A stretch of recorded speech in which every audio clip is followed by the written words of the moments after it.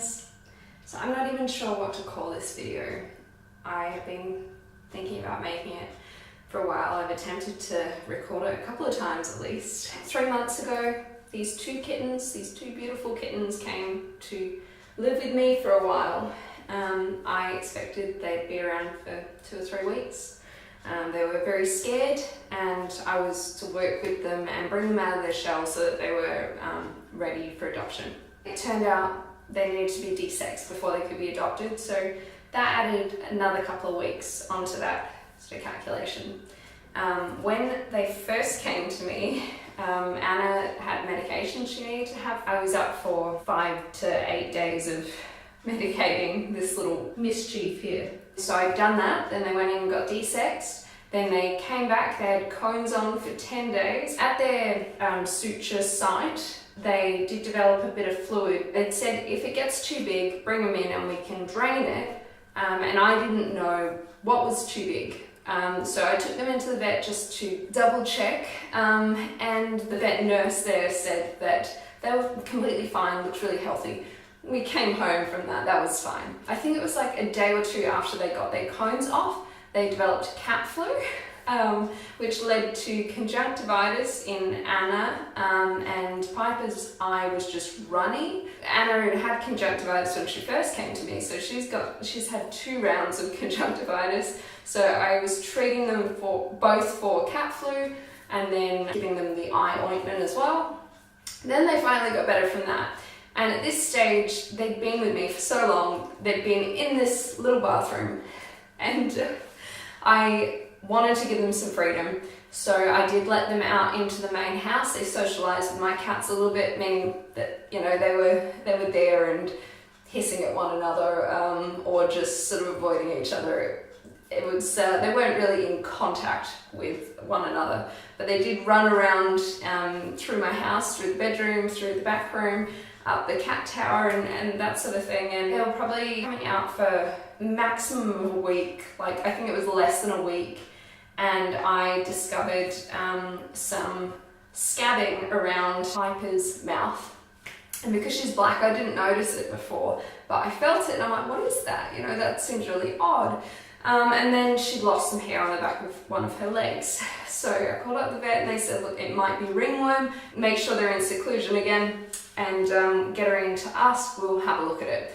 Now, they check with like a fluorescent light to see whether the areas fluoresce, and if they do, then it's definitely ringworm. But then they have a test that they can take a sample and test it. So Piper's areas didn't fluoresce, but they decided to test her anyway, and that test went off, and it fell over, I think it was the Easter long weekend. It was definitely a long weekend of some sort, and that meant that the test results didn't come back for a week. So I secluded them back into the bathroom again after their very brief venture out into the rest of the house. And Anna wasn't showing any signs of it yet, but Piper had that, and test results came back the following week. And they had ringworm. Well, Piper had ringworm. So then she went on treatment, and I was told if Anna started showing signs to put her on treatment. So I was treating Piper, Anna started showing signs, and I was treating both of them. And we had 7 weeks. 1 week of waiting for the result with them in here, then 6 weeks of treating them. Till this week I took them in, and the vet has given them the all clear, and they're all good to go out for adoption. And that's where we're due off to tomorrow. There's adoption day, it runs from 10 till 3, and I'm going to be there, you know, in case they do get adopted. I want to see who adopts them and be able to say goodbye. They've been living with me for 3 months. I have grown super attached. And this whole time I've been thinking, do I keep them? You know, can I handle 5 cats? You know, will there be this light at the end of the tunnel where it's fine and I can just have these 2 gorgeous little fluff balls? Their personalities are amazing. And I don't know how people do this all the time. And my respect and admiration for foster carers, it just, it blows my mind that you can get to know and love these beautiful souls and then have to just say goodbye to them.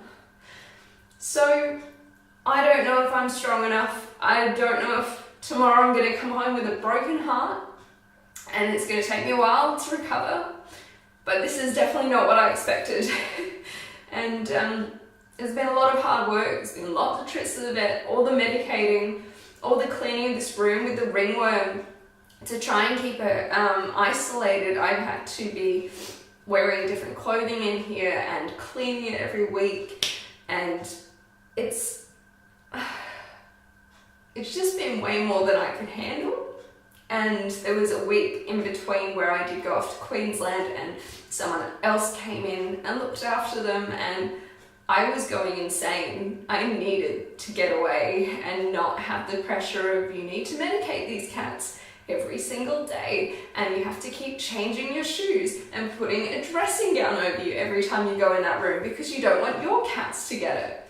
And the fun thing is, one of my cats has it. I don't know how, whether it was that tiny little portion before they were isolated again, just in between the cat flu and the ringworm, yay!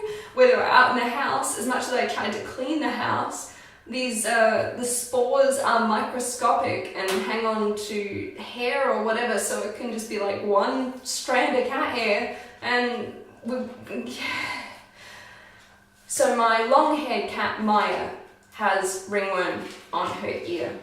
Little scabs. I noticed it very early and I'm treating her. Now, Maya has a lot of attitude. She does not like to do anything that she doesn't want to do.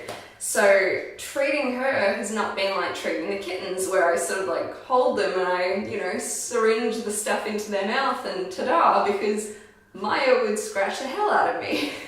So she doesn't let me get that close anyway. She knows there's something sort of going on. So the vet and I worked out that I get these pills from the chemist called fluconazole. Someone's using the tray at the moment, great. So yeah, these pills from the chemist that, humans can take, but if you sort of open the tablet up and the powder comes out, and if you split that up, for Maya it was into eighths, and then mix it in with something a little bit, and then give it to her, that's how you can treat instead of this oral medication, liquid medication that I've been giving to the kittens.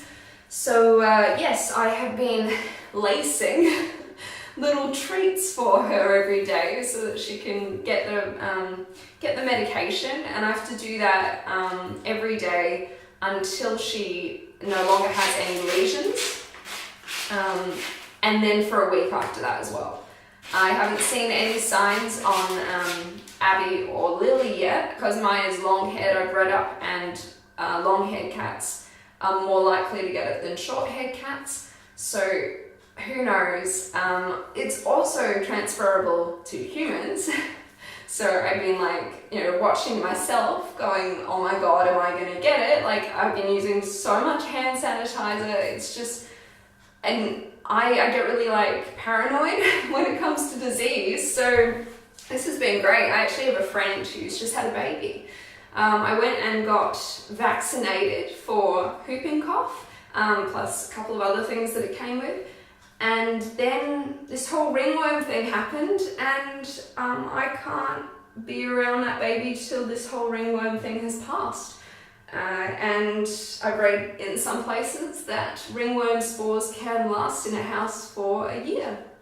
So yeah, it's been really, really full on, and if I could go back in time, I probably would have stopped myself from doing this, because it's just been really bad luck. Everyone I've spoken to that does foster care, they're like, man, you've had an absolute run of it. It really poorly timed in, but and I'm just hoping that seeing them find some other beautiful people is going to be enough, because I have 3 cats already, and that's hard enough if I want to travel, or even I used to take my 3 cats over to my parents' house, and have sleepovers, and it allowed me, like, over Christmas time and things like that, to stay for multiple nights. Whereas now I can't be away for more than one night. And now imagine trying to do that with 5. And, you know, yes, they're kittens at the moment, but they grow up and they're full-blown cats, and then I've got 5 to have to feed. And I didn't realize that I was going to have to pay for the food for these fosters.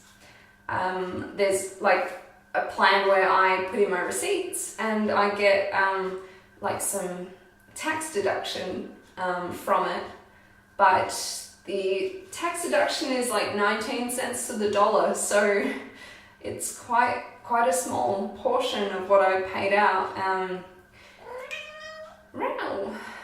And I've paid out, I got worming paste, I got flea treatments, I've got food, litter bags.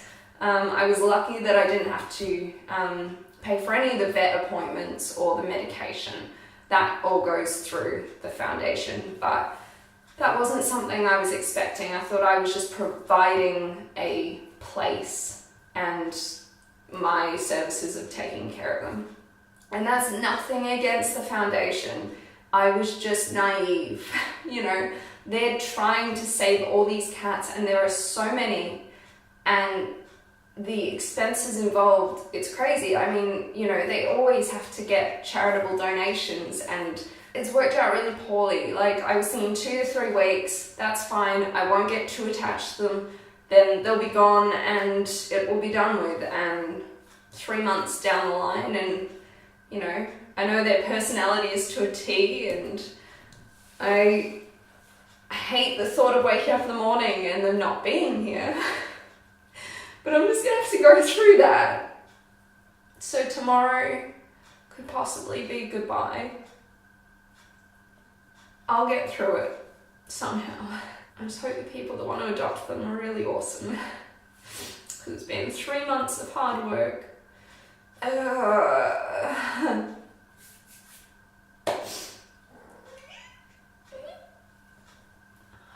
baby. You smell. You smell.